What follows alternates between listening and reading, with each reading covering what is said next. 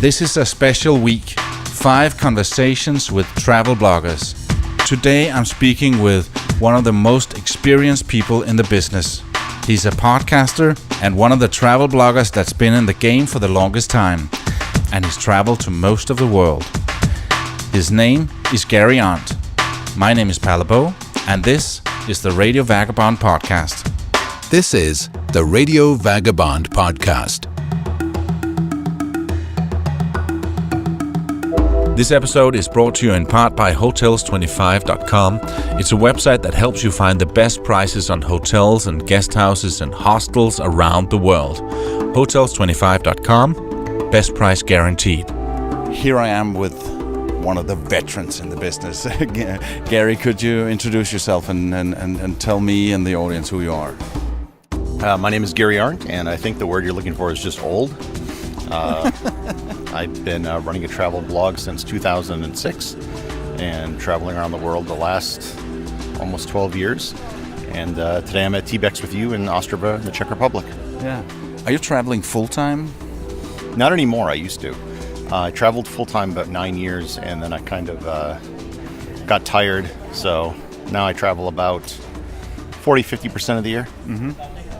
And where is your home base? It's in Minneapolis, Minnesota right now. So what's your blog all about?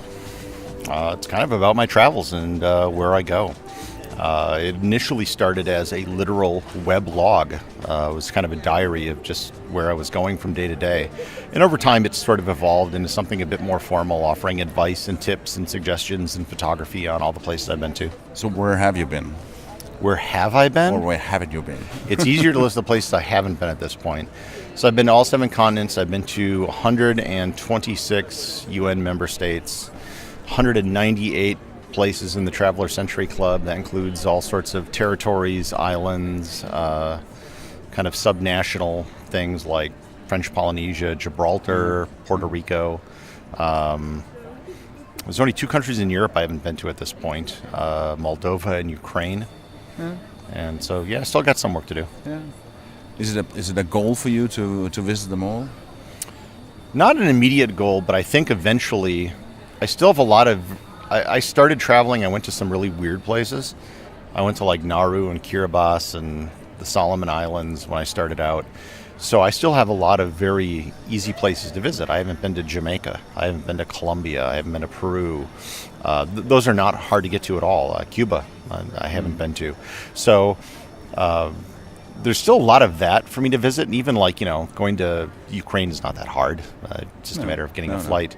So I think eventually I will reach a point where I may start to very seriously pursue it, but I'm not quite there yet. Yeah. I think I'll wait a few years before going to Syria, but yeah. No, I'm not going to Syria anytime soon. I'm not going to Yemen anytime soon.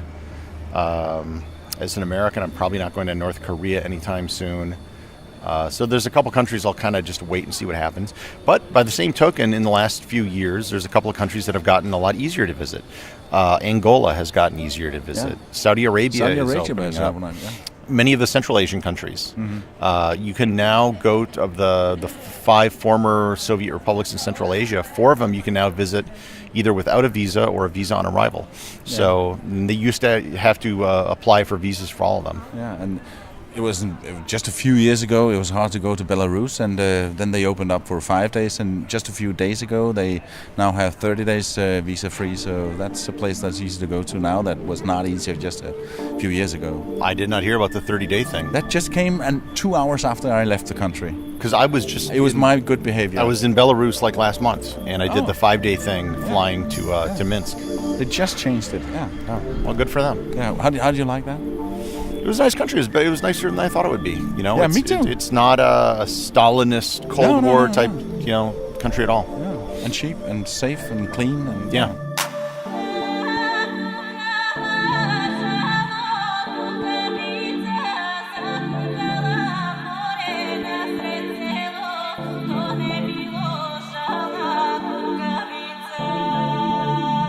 I noticed that you mentioned 7 continents, so I take it you've been to Antarctica? Yep, I went to Antarctica in 2012 and would desperately love to go again. What was it like? The Antarctic sailing season is in the Antarctic summer, so it's not as cold as people think it is, especially if you come from a colder climate. So I don't think it was ever below freezing when we were there. Oh. It was around freezing, a little bit above it, but it was never super cold. I mean, those, like minus 50 temperatures are at the South Pole that time of year. So I was actually wearing a sweater on the deck of the ship, and people from Australia and Israel, they were wearing parkas and everything. They thought you were nuts, but I didn't think it was that cold. Doing your blog, that's your job. Yeah, my blog and social media and podcasting, that's what I do. Yeah. So over time, I was one of the first people that did it, and I kind of grew an audience, and it's just kind of grown over time, and that's what I do at this point. Yeah. So tell me about what's the name of the different things that you do. My website is at everything-everywhere.com. One of my podcasts is the Global Travel Conspiracy.